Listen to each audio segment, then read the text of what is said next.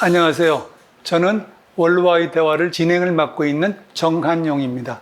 오늘은 함흥 원장님을 모셨습니다. 함흥 원장님은 간략히 소개드리면 대한청소년의학회장을 역임하셨고 대한신경정신의학회장, 대한신경정신의학회 대의원회장을 역임하셨고 경기도 병원협회 회장 등 다양한 사회활동을 많이 하신 분이십니다. 또 하나 교회병원에서 현재 지금 41년째 원장을 계속하고 계신 분입니다.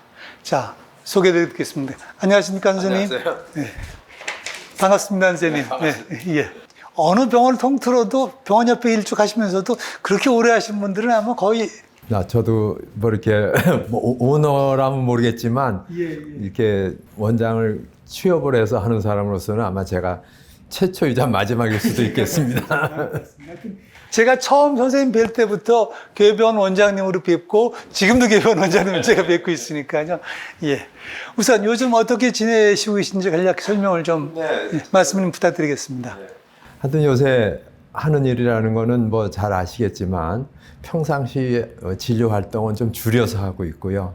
사회 활동은 가능한 한 좀 단조롭게 많이 좀 줄여가면서 하려고 노력하고 있습니다. 그러니까 예전에 비해서 이 활동량은 많이 줄었습니다. 그래도 워낙 뭐 큰 산이시라 이것저것 일을 현재도 좀 많이 담당하고 있는 거 저희가 알고 있습니다.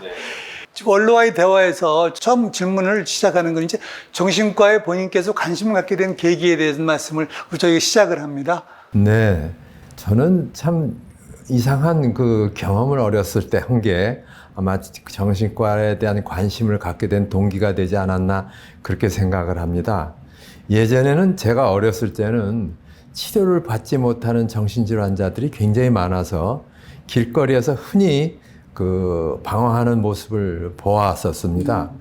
제가 초등학교 다닐 때였을 겁니다. 남루하게 차려입은 정신질환자가 돌아다니는 거를 주위 사람들이 막 비웃고 욕하고 허다못해 뭐 돌을 던지는 그런 광경을 봤는데 제가 그 어렸을 때 본 그 모습은 그 돌을 맞아서 머리에서 피가 났는데 그때서부터 제가 정말 그 목격하고 난 후 마음이 참 아팠고 정신질환자에 대한 연민이 생겼고 상당히 관심을 많이 가지고 있었습니다.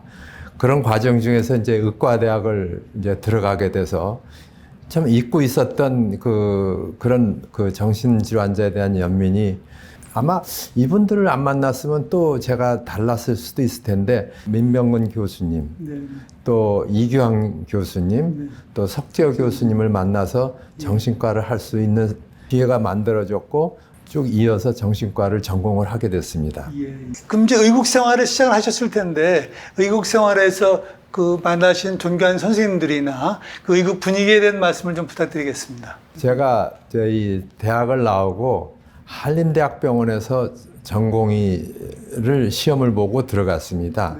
근데 그 당시에는 한림대학이 그 형성이 안 돼 있을 때라서 그냥 한강성심병원이라고 이런 이름으로 그냥 운영이 될 때인데 각기 다른 같은 대학을 나온 분들은 하나도 없고 각기 다른 대학을 나오신 분들끼리 모여서 상당히 그래도 돈독하게 아주 서로 돕고 의지하면서 아주 재미있는 의국 생활을 했다. 지금도 생각해보면 상당히 참 재밌었다 그렇게 생각을 하고 있습니다. 정신과 쭉 하시면서 정신의학 분야 중에서 어떤 주 관심사라고 그러면 어떤 분야를 하셨고요. 또 그 분야를 선택하시게 된 이유가 뭔지가 좀 궁금합니다.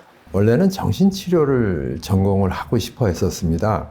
그런데 당시 이제 전공의 교육이 기본이 정신치료에 대한 교육을 많이 의국에서 시켜줬지만 그렇지만 그 과정은 이 정신치료를 전공하는 과정이 너무 힘들고 복잡하고 또 자유롭지가 못해서 저는 참 주저주저해서 내가 약물학을 좀 해봐야 되겠다 하는 거는 늘 생각을 하고 있었는데 제가 모셨던 이규황 선생님이 여러 정신의학회 및 사회단체에 관여를 많이 했어서 자연히 여러 것을 두루 공부하고 또 경험하게 된 게 저의 특별한 그 경험인데요.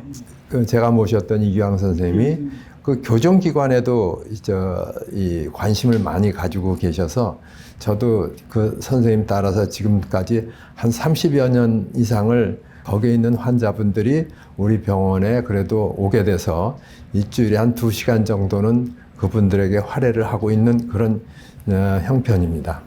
교정정신의학이라고 말씀할 수 있는 그런 분야 얘기를 하시는 거죠, 지금? 교도소에 연관, 거기에 입원해 계신 분에 대한 정신과적인 분야나 평가나 이런 것 다 같이 포함해서요. 네. 굉장히 오래 거기를 쭉 다니신 걸로 제가 알고 있는데요. 네, 저도 참 이게 또 저의 어렸을 때의 경험하고 이게 또 동일화가 됐는데, 예전에는 물론 정신과 의사가 없어서 교정기관에 치료할 사람이 없었습니다.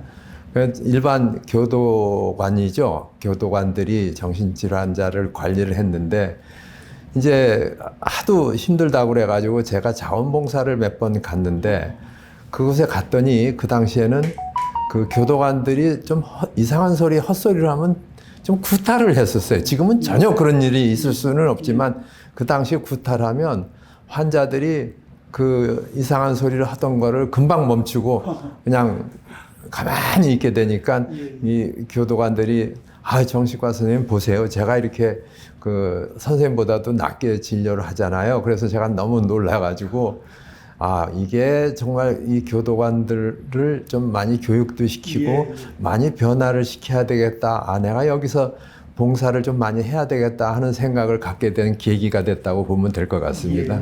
대한신경신학교 활동에 대해서 조금 더 좀 말씀을 좀 부탁드리겠습니다. 네, 제가 학회하고 인연을 맺게 된 거는 물론 지금하고는 체계가 다르죠. 옛날에 지금은 이사장님 제도지만 옛날에 회장님 제도였었죠. 그때 그 이규황 선생님이 학회 회장을 나오면서 제가 이제 그때는 부장이라고 그랬습니다. 지금은 총무이사지만 총무부장을 자연히 맡게 돼서 이제 학회 일을 시작을 하게 됐었습니다. 그 이후에 이제 학회에서 끊임없이 이제 정신보건이사 또 여러 가지 그 분과학계 여러 군데를 거치면서 이제 대의원회 의장도 하게 되고 학회장도 역임했었습니다. 이 학회를 돌아가는 모습이라든지 학회가 일하는 모습은 참 제가 예전에는 참 잘 알고 있었고 정확하게 판단을 했었는데, 요즘은 이제 체제가 많이 달라지고 세분화됐고 또 하시는 분들도 아주 전문적으로 하시기 때문에 너무 잘 학회가 하고 있다, 그런 생각을 합니다. 아까 제가 이제 도중 소개해드린 것처럼 교회병원에서 지금 41년째 계시는데, 그 병원에 대한 기억이나 남다르실 것 같습니다. 올해 근무한 병원에 대한 소개를 좀 해주시고요. 지금까지만 제자도 키웠는데 거기에 대한 소개까지 같이 부탁드리겠습니다. 제가 이제 이규황 선생님의 학생 때, 전공의 때 제자였었죠. 근데 이규황 선생님이 지금은 개요병원이라고 그러지만 예전에는 안양신경정신병원이라고 그랬어요. 거기에 원장을 이제 개원을 하시면서 제가 졸업하자마자 제가 중앙대학에 약간 있었는데 이규황 선생님하고 따라서 그냥 안양신경정신병원에 들어가게 됐죠. 그래서부터 이제 41년을 지금까지 쭉 있었는데, 제가 들어갈 때는 한 30베드의 병원이었었는데 지금은 정신과 병동만 800베드의 인가를 받았고, 저희 병원보다도 좀 환자 숫자로는 더 많았었던 병원들이 전국에 몇 군데가 있었는데 지금은 아마 규모가 다 좀 줄어들고 우리 병원만 그대로 지금 지속하고 있는 그런 입장이라고 보시면 될 것 같습니다. 제가 들어갔을 때는 그 전공의를 없었지만 나중에 이제 저희들이 노력해서 한 1989년서부터 전공의를 뽑기 시작을 했는데, 그때는 1년에 3명의 전공의가 있었는데, 선생님 아시다시피 그 전공의 감축 정책에 정신병원 제1차로 타격을 받아서 지금은 1년에 1명의 전공의를 교육을 시키고 있는데,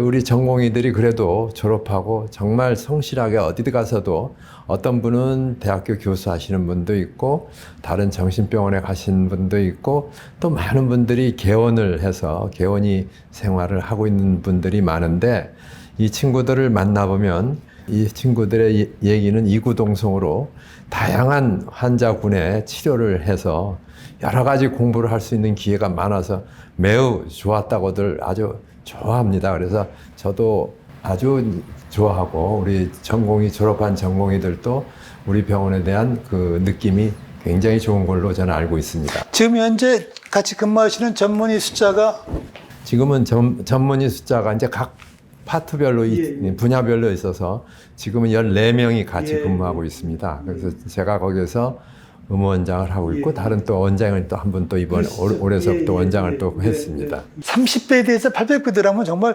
엄청난 변화인데 그 변화를 원장님이 어떻게 쭉 옆에서 지켜보시고 이끌고 하셨겠네요. 참 운이 좋았었죠. 그때마다 무슨 정부 도움이 OECF 자금을 뭐 준다든지 그 기회가 있을 때마다 저희 이규황 선생님이 그 찬스를 놓치지 않고 병원을 자꾸 키워가지고 800배드까지 지금 키워 있는 상태입니다. 네.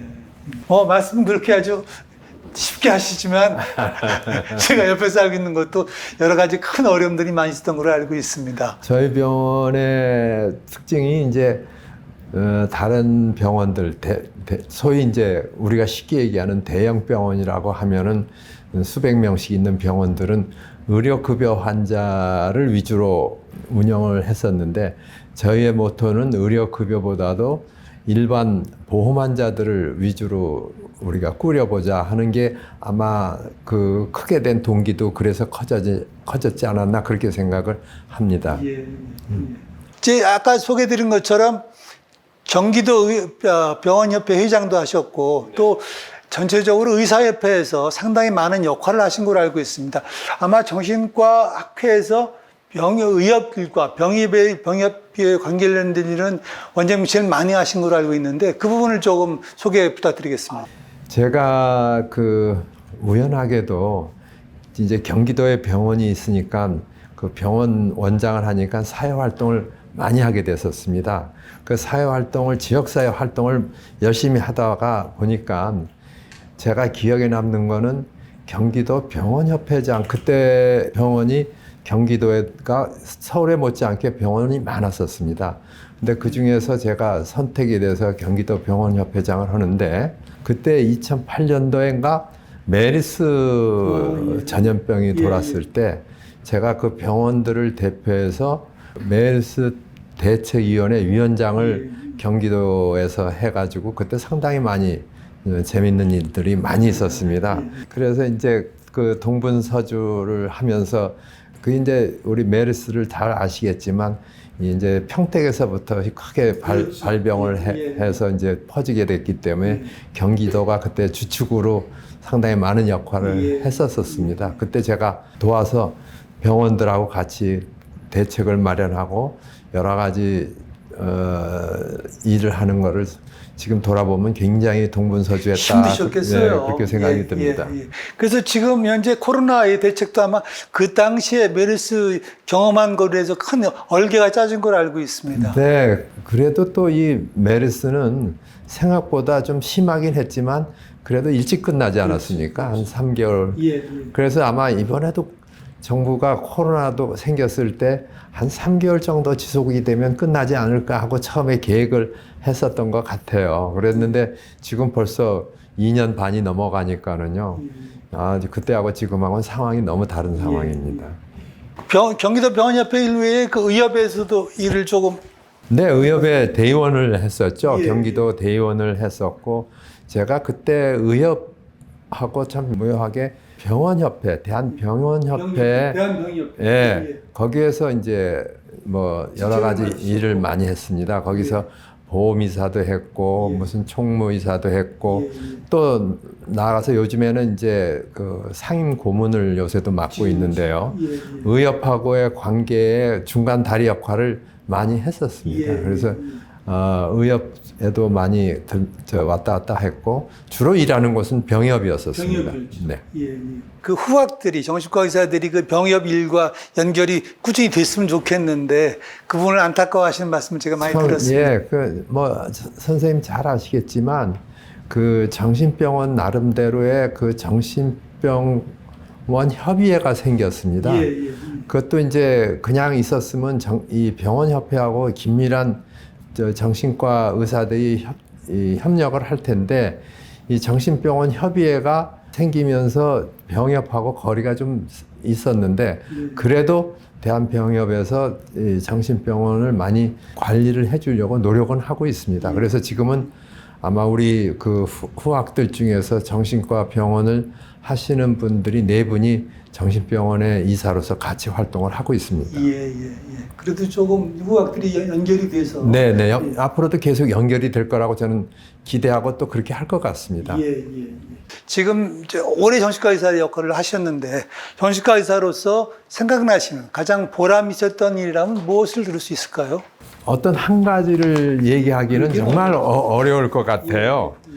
예전에 저희들이 정신과를 할 때는, 그때는 부모님들이 정신과 전공하는 거를 상당히 좀 꺼려 하셨었어요. 다치진 않겠니? 저희 어머님도 제가 정신과를 한다는 거에 굉장히 반대를 하셨는데, 제가 설득했던 게 정말 잘했구나. 지금 지나보면 너무 어머니 설득을 잘해서 그래도 지금까지 열심히 적응을 잘하고 있구나 하는 생각을 하고 있습니다.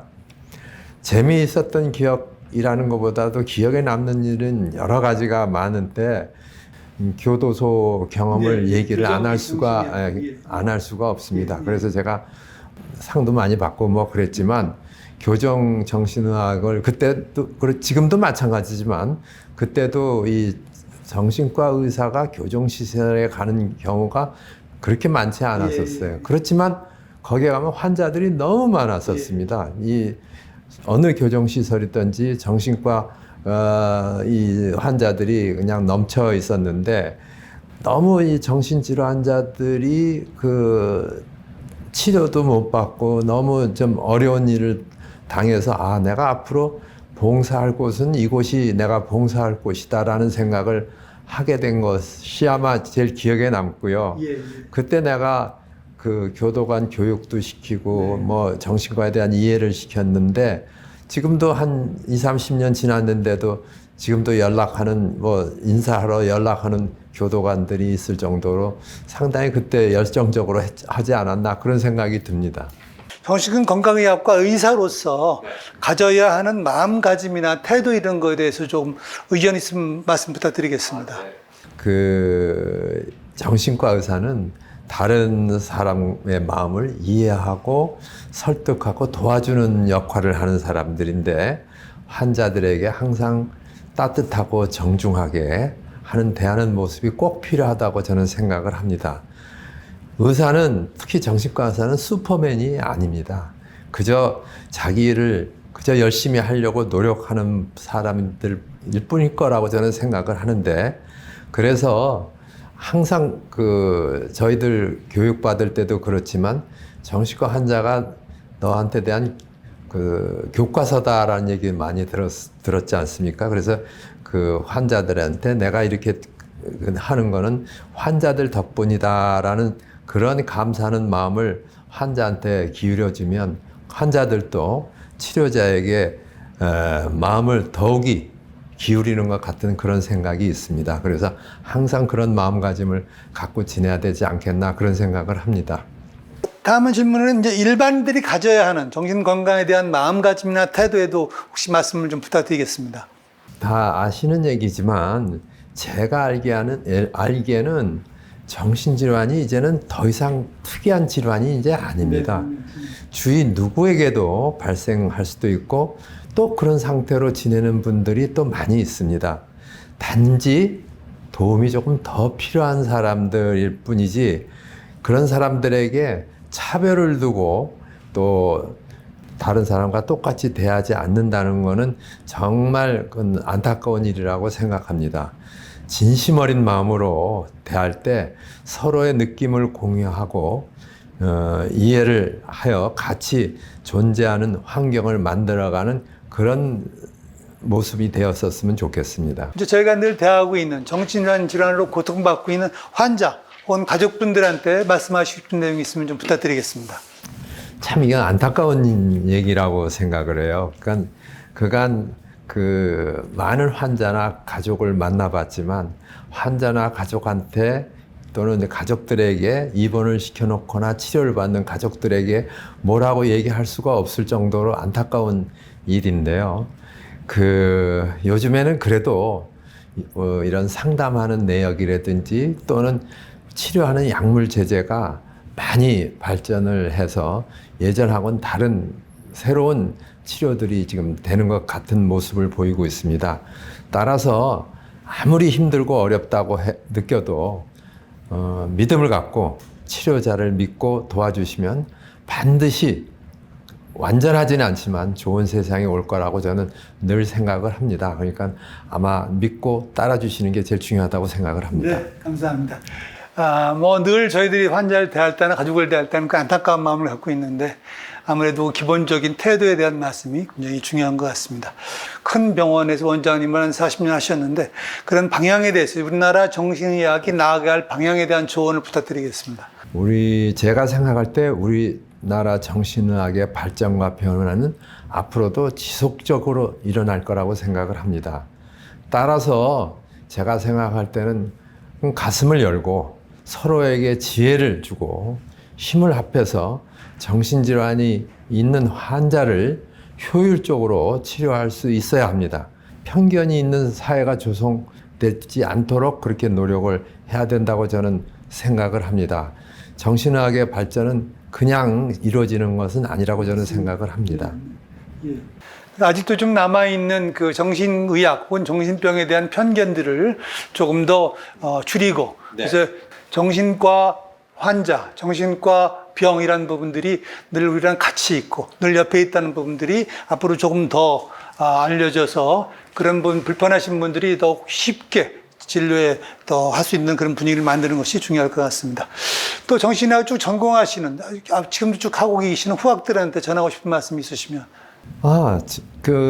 정신의학은 그냥 단순하지 않고 참으로 많은 다양성이 있다는 것도 아마 다들 알고 계실 것 같습니다. 저도 그동안에 학회 활동도 해보고 여러 가지 사회 활동을 해보면 우리 정신과 의사들, 우리 후학들이 늘 신경을 곤두세우고 있지 않으면 많은 도전을 앞으로 받게 될 거라고 생각을 들고 또 그렇게 지금 진행하고 있는 걸로 알고 있습니다.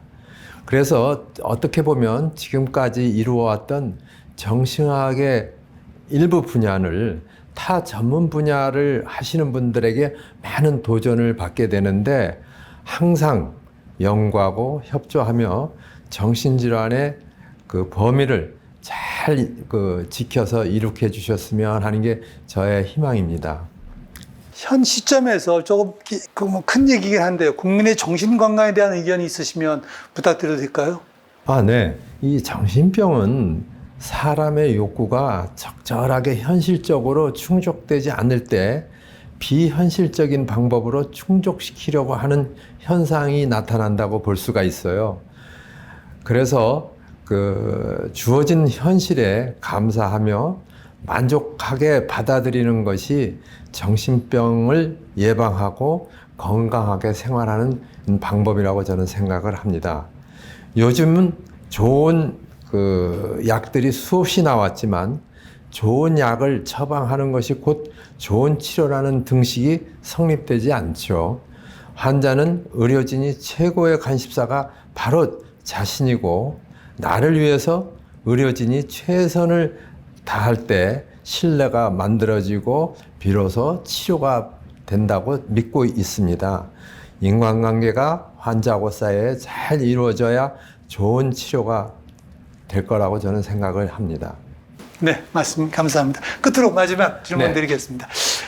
굉장히 본인 건강을 아주 관리를 열심히 하고 계신 걸로 저희가 알고 있습니다. 네. 본 건강 관리를 어떻게 하시는지 하는 얘기하고요. 특히 정신 건강에 대한 말씀 마지막으로 부탁드리겠습니다. 저는 아시다시피 좀 이제 나이가 되니까 좀 일찍 일어나는 편입니다. 그래서 새벽에 일찍 일어나서 출근하기 전에 한 2시간 반 정도를 운동을 하는 체육관에 가서 운동을 하고요. 또 시간 틈틈이 나는 대로 또 친구들하고 같이 모여서 골프도 하고 그러면서 건강 관리를 열심히 하고 있습니다. 그래서 저는 항상 하루에 15,000보를 걷는 거를 예. 목표로 생활하고 있고 연태까지 한 몇 년을 지켜왔습니다. 그래서 예전에는 상당히 좀 문제가 있었는데 요새는 그래도 많이 잘 지내고 있고요. 저의 정신건강이라는 거는 뭐 연태까지 다 말씀을 드렸지만 뭐 따로 특별히 말씀드릴 건 없을 것 같고 앞으로 또 혹시 노인병 관계에 대해서 문제가 생기면 어떡하나 하는 그 걱정을 갖고 대비를 하려고 상당히 노력을 하고 있습니다. 아마 뭐 모든 분들이 그랬겠지만 이제 나이가 되면 좀 걱정이 좀 많아지죠. 1시간 15,000보라면 시간적으로 보면 제 시간적으로 보면 대개 한 2시간 정도. 2시간 걸리죠. 네. 대단히 하여튼 부지런하시고. 저희 병원이 8층인데 저는 잘 엘리베이터를 잘 타고 다니질 않고 걸어서 8층까지 올라갔다 내려오고 하는 운동을 계속하고 있습니다. 네, 네. 늘 옆에서 뵈도 하여튼 정말 꾸준히 건강 관리하시는 걸 알고 있습니다. 긴 시간 말씀 주셨는데 대단히 감사합니다. 아유, 감사합니다. 네, 고맙습니다. 네.